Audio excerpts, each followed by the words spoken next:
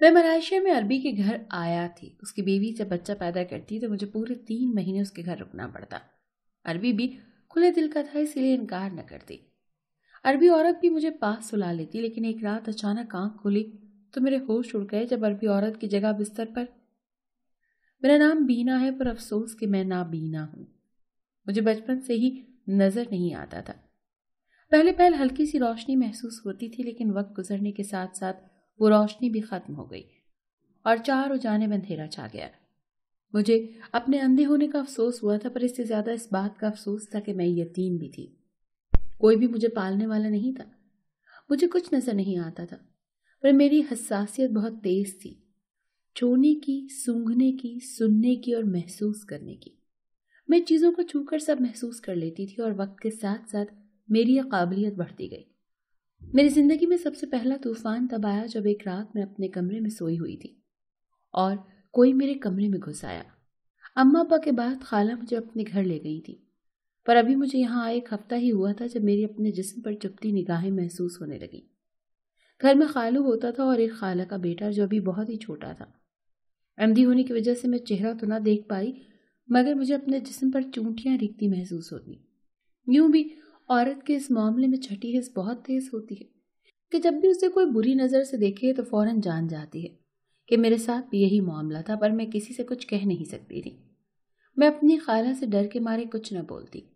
خالو اچھے انسان تھے اور وہ مجھے بیٹا بیٹا کہہ کر بلاتے اور ہمیشہ یہی کہتے کہ اچھے سے کھاؤ پیو، یہ تمہارا ہی گھر ہے. خالہ اور خالو کے اچھے رویے نے مجھے واپس زندگی کی طرف لوٹ آنا شروع کر دیا تھا، اور پھر میں نے خالہ کے گھر کے کام کاج میں مدد کرنا شروع کر دی.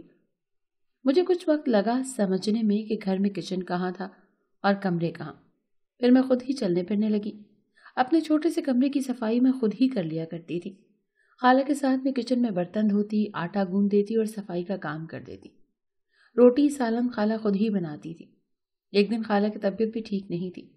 خالو کے آنے کا ٹائم تھا. خالہ نے کہا کہ آج تم اپنے خالو کو کھانا گرم کر کے دے دینا. میں نے خالہ کی بات مانی اور کچن میں چلی آئی. کچھ دیر بعد خالو بھی آ گئے. میں سالن گرم کر رہی تھی جب مجھے کسی کی آہٹ محسوس ہوئی. مجھے لگا شاید خالہ کا بیٹا ہوگا، پر کوئی آ کر کچن کے دروازے میں کھڑا ہو گیا اور کچھ دیر کے بعد مجھے اپنے جسم پر سوئیاں سی چبھتی ہوئی محسوس ہوئیں. یہ اتنا عجیب اور برا احساس تھا کہ میرا جسم کانپنا شروع ہو گیا اور مجھے پسینہ آ گیا. کون ہے؟ میں نے بالآخر پوچھ ہی لیا، پر کوئی جواب نہیں آیا. سالن پلیٹ میں ڈالتے میرا ہاتھ چل گیا اور پلیٹ ہاتھ سے چھوٹ کر نیچے گر گئی. یہ سب گھبراہٹ میں ہوا تھا. تبھی مجھے خالو کی آواز سنائی دی. ارے بینا، تم مجھے بلا لیتی، میں تمہاری مدد کر دیتا. خالو نے میرا جلا ہوا ہاتھ تھام لیا، پر اگلے ہی پل خالو نے میرے ہاتھ کو اپنے ہاتھوں میں دبا لیا. میرا دل اچھل کر حلق میں آ گیا اور میں نے جھٹکے سے اپنا ہاتھ چھڑا لیا. میرا دل دھک دھک کر رہا تھا.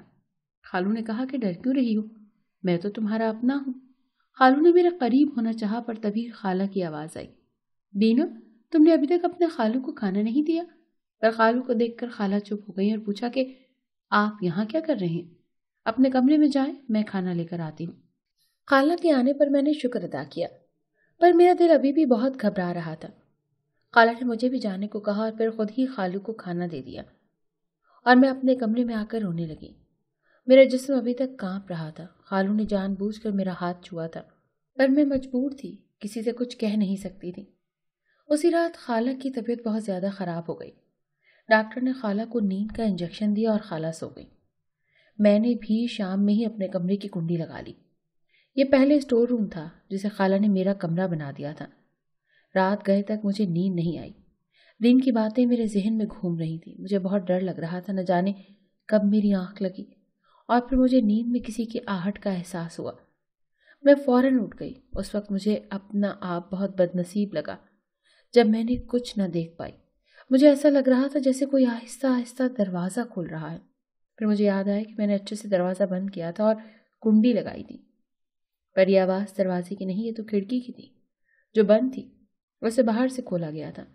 کوئی باہر سے کھڑکی کھولنے کی کوشش کر رہا تھا. میری چیخ ابھری جسے میں نے منہ پر ہاتھ رکھ کر دبایا اور پھر اچانک کھڑکی کھلنے کی آواز آئی. کوئی اندر آیا اور کھڑکی بند کر دی. کون؟ میرا دل پسلیاں توڑ کر باہر نکلنے کو تیار تھا. میں نے خالہ کو زور سے پکڑا اور چیخ ماری اور فوراً کسی نے میرے منہ پر ہاتھ رکھ دیا اور چیخ دب گئی۔ میں خود کو چھڑانے کی کوشش کر رہی تھی، اس سے پہلے کہ وہ شیطان میری عزت پامال کرتا اچانک دروازے پر دستک ہوئی اور وہ تیزی سے مجھ سے دور ہوا۔ جانے وہ کون تھا؟ بھلا خالو کے علاوہ کون ہو سکتا ہے؟ تبھی خالو نے آگے بڑھ کر دروازہ کھولا۔ کیا ہو رہا ہے یہاں؟ خالہ نے چیختے ہوئے پوچھا۔ خالہ یہ میرے الفاظ گلے میں ہی اٹک گئے، آنکھوں سے بہنے لگے آنسو۔ اس نے مجھے یہاں بلایا تھا اپنی کہانی سنانے کے لیے، پر اب دیکھو کیسے مکر رہی ہے۔ خالو نے جھوٹ بولا اور پھر خاموشی چھا گئی، اور پھر خالہ میری طرف بڑھی اور مجھے بازو سے پکڑ کر اٹھایا۔ تم نکلو میرے گھر سے، تم یہاں رہنے کے قابل ہی نہیں ہو۔ خالہ نے مجھے دھکے دیے، جانے میں کس چیز سے ٹکرائی کہ میرے سر پر چوٹ لگی۔ اس کے بعد خالہ نے مجھے دھکے مارتے گھر سے باہر نکال دیا۔ خالہ نے تو میری کوئی بات ہی نہ سنی اور اپنے گھر کے دروازے مجھ پر بند کر دیے، اور میں اپنی قسمت پر رونے لگی۔ رات کے اس پہر بھلا میں کہاں جاتی؟ کوئی اپنا نہیں تھا۔ زندگی تو پہلے ہی اندھیر تھی، اب تو بالکل ہی ختم ہو چکی تھی۔ میں ایسے ہی چلنے لگی، عزت بچ گئی پر سر سے رہنے کا سایہ چھن گیا۔ جانے میں کتنی دیر یوں ہی چلتی رہی جب کسی سے ٹکرا گئی۔ رات کے اس پہر کسی مرد کا سوچ کر میرا دل کانپ اٹھا۔ کیا تم ٹھیک ہو؟ یہ کسی عورت کی آواز تھی۔ شاید میرا سر پھٹا ہوا تھا جس سے خون بہہ کر جم چکا تھا۔ اس نے میرا ہاتھ پکڑ لیا اور میں رو پڑی۔ میں اس عورت سے لپٹ کر روتی ہوئی جتنا رو سکتی تھی۔ وہ مجھے چپ کرانے کی کوشش کرتی رہی اور پھر مجھے اپنے ساتھ اپنے گھر لے آئی۔ اس نے میرے ماتھے پر پٹی باندھی اور پھر مجھے کھانا کھلایا، پر اب مجھ سے کچھ کھایا نہیں جا رہا تھا۔ میں اس وقت صرف 15 سال کی تھی اور زندگی نے مجھے ایسے رخ دکھایا تھا کہ میری روح تک لرز گئی تھی۔ میں نے ڈرتے ڈرتے اس روتے کو سب کچھ بتایا۔ میرے نابینا ہونے پر اسے بہت افسوس ہوا۔ اس نے مجھے کہا کہ تم یہاں رہ سکتی ہو جب تک چاہو، یہاں تم محفوظ ہو۔ یہ سن کر مجھے حوصلہ ہوا، پر میرا دل ابھی بھی ڈر رہا تھا۔ اب نے مجھے دھوکہ دیا تھا۔ اب تو غیروں پر اعتبار کرنا اور بھی مشکل تھا۔ اس رات میں سوئی نہیں، جاگتی رہی۔ صرف فجر کی اذان کے وقت وہ عورت واپس آئی اور مجھ سے پوچھا کہ تم سوئی نہیں؟ میں نے نہ میں سر ہلا دیا۔ وہ سمجھ گئی، پر اس نے کہا کہ میں یہی ہوں، تم سو جاؤ۔ شاید وہ یہ سوچ رہی تھی، اور میں جتنی تھکی ہوئی تھی جانے کب سو گئی۔ جب اٹھی تو سب ٹھیک تھا۔ آہستہ آہستہ محسوس ہونے لگا کہ میں یہاں پر سب ٹھیک تھا، یہاں میں محفوظ ہوں۔ میں اپنے کمرے میں ہی رہتی تھی۔ مجھے لگتا تھا کہ یہ کافی مہنگا علاقہ تھا، یہاں زیادہ شور نہیں تھا۔ کام والی کمرے میں ہی کھانا دے جاتی، میں کبھی کمرے سے باہر نہیں نکلی۔ مجھے اکثر مردوں کی آوازیں آتی رہتی تھیں، پر کوئی بھی اس کمرے میں نہیں آتا تھا۔ اکثر ہفتے میں 1-2 بار وہ عورت مجھے دیکھنے آ جاتی اور میرا حال پوچھ لیتی۔ اس نے مجھے پناہ دے رکھی تھی، اتنا ہی کافی تھا۔ مجھے یہاں رہتے 2 سال ہو چکے تھے، اب میں کافی ریلیکس تھی۔ اور پھر 1 مہینے بعد وہ عورت میرے پاس آئی اور کہنے لگی، میں اب یہاں نہیں رہ سکتی، کیا کوئی تمہارا اپنا ہے جہاں تم محفوظ رہ سکو؟ میں نے نام میں سر ہلا دیا۔ میرا اپنا تو کوئی نہیں تھا، پھر اس عورت نے کہا کہ میں 1 مہینے کے اندر اندر ملائیشیا چلی جاؤں گی اور جانے سے پہلے تمہارا کوئی انتظام کر دوں گی۔ میں یہ سن کر سوچ میں پڑ گئی کہ اب کیا ہوگا، پر اس عورت نے 10 دن بعد ہی مجھ سے کہا کہ میں تمہیں اپنے ساتھ لے جاؤں گی۔ میں یہ سن کر مطمئن ہو گئی کیونکہ مجھے اب اس عورت پر بھروسہ ہو گیا تھا، اور پھر 1 مہینے کے بعد وہ مجھے اپنے ساتھ ملائیشیا لے آئی۔ یہاں اس عورت کا شوہر رہتا تھا جو اس سے 10 سال چھوٹا تھا۔ وہ عورت امیر تھی، اس نے اپنی پسند سے شادی کی تھی، لیکن میں نہیں جانتی تھی کہ اس نے ایسا کیوں کیا تھا۔ یہاں پر میں آزاد تھی۔ وہ عورت جسے اب میں میڈم کہتی تھی وہ اچھی تھی۔ اس نے اپنے شوہر کا تعارف مجھ سے کروایا۔ یہاں رہتے ہوئے مجھے کچھ عرصہ ہوا کہ اچانک مجھے محسوس ہوا کہ کوئی مجھے دیکھتا ہے، بری نظر سے نہیں، لیکن میں کسی کی نظروں کے حصار میں رہتی ہوں۔ یہاں بھی میں اپنے کمرے میں ہی رہتی تھی۔ 1 مہینے بعد میڈم میرے پاس آئی اور کہنے لگی چلو میرے ساتھ، اور پھر وہ مجھے لے کر باہر آ گئی اور کہنے لگی تم جانتی ہو بینا، تم بہت خوبصورت ہو، تم دیکھ سکتی تو یقیناً خود پر غرور کرتی۔ میں تمہیں یہاں نہیں لانا چاہتی تھی کیونکہ میں نہیں جانتی تھی کہ میرا شوہر تمہیں دیکھے۔ میں اس سے محبت کرتی ہوں، پر اب میرے شوہر کا دل تم پر آ گیا ہے اور وہ تم سے شادی کرنا چاہتا ہے۔ میں جانتی ہوں تمہاری کوئی غلطی نہیں ہے، اس لیے میں تمہیں یہاں لے آئی ہوں اور کہنا چاہتی ہوں کہ ہماری زندگی سے دور چلی جاؤ۔ میں تمہیں اپنی سہیلی کے گھر چھوڑ آتی ہوں، وہاں رہنا، ان کا کام کرنا، تمہاری زندگی آسانی سے گزر جائے گی۔ میں کچھ نہ بولی اور پھر میڈم مجھے اپنی سہیلی کے گھر چھوڑ گئی۔ یہ عربی کا گھر تھا، یہاں مجھے ملازمہ کے طور پر رہنا تھا۔ عربی اچھا آدمی تھا، اس نے مجھے اپنے گھر کے پیچھے ایک چھوٹا سا گھر دے دیا تھا۔ میں وہاں رہنے لگی، سارا دن میں عربی کے گھر کے کام کرتی اور واپس اپنے گھر چلی جاتی۔ زندگی سکون سے گزرنے لگی۔ کبھی کبھی مجھے میڈم یاد آتی اور اس کا شوہر مجھے عجیب لگا تھا. اس نے آج تک مجھ سے بات بھی نہیں کی تھی.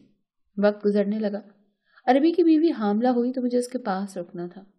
پورے 3 مہینے میں نے عربی کی بیوی کے ساتھ گزارے. میں اسی کے ساتھ ہوتی. عربی اکثر ملک سے باہر رہتا. ایسے ہی 3 مجھے یہاں رہتے ہوئے 5 سال گزر گئے. عربی کی بیوی اچھی تھی. اکثر وہ مجھے کہتی کہ شادی کر لو. میں کہتی مجھ نابینا سے کون شادی کرے گا، میں ایسے ہی ٹھیک ہوں. اب تک مجھے یہ اپنا ہی گھر لگنے لگا تھا. میں اس گھر کو چھوڑ کر نہیں جا سکتی تھی. عربی نے مجھے اپنی بہن بنا لیا تھا. جہاں برے لوگ تھے وہیں مجھے اچھے لوگ بھی مل گئے تھے. عربی کے بچوں میں خوش رہنے لگ گئی تھی. اکثر مجھے میڈم یاد آتی تو میں اس کے لیے دعا کرتی کہ اللہ اسے خوش رکھے. اسی کی وجہ سے میں یہاں تھی. ایک رات میں عربی کی بیوی کے بستر پر سو گئی. میں تھکی ہوئی تھی. جانے کیسے سوئی کچھ پتہ نہ چلا. اچانک میری آنکھ کھلی تو عجیب سا احساس ہوا. ایک تیز خوشبو میرے نتنوں سے ٹکرائی تو میں اٹھ بیٹھی. کون؟ میں نے گھبراتے ہوئے پوچھا، پر کوئی کچھ نہ بولا. اس پرفیوم کی خوشبو کو میں کبھی نہیں بھول سکتی تھی. یہ تو میڈم کے شوہر کی پرفیوم کی خوشبو تھی. اچانک ایک دن وہ مجھ سے ٹکرا گیا تھا. تب سے مجھے یہ خوشبو یاد تھی.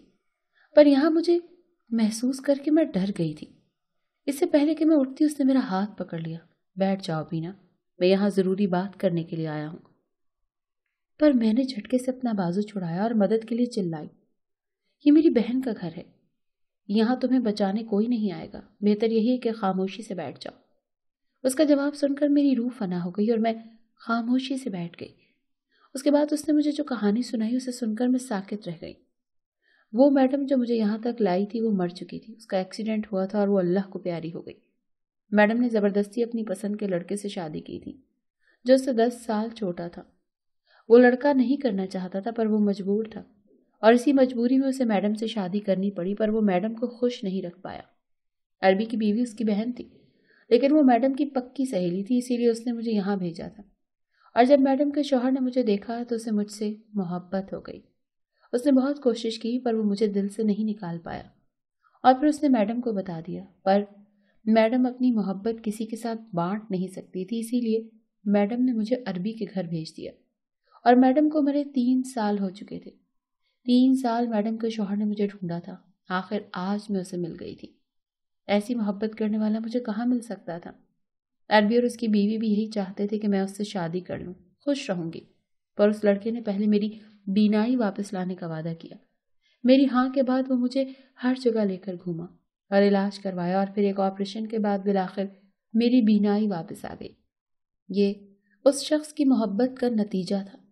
میں نے سب سے پہلے اسے دیکھا. وہ بہت وجیح تھا. اتنی مشکلات بھری زندگی گزارنے کے بعد اللہ نے ایسا محبت کرنے والا زندگی میں بھیج کر ساری تکلیفیں دور کر دی تھی.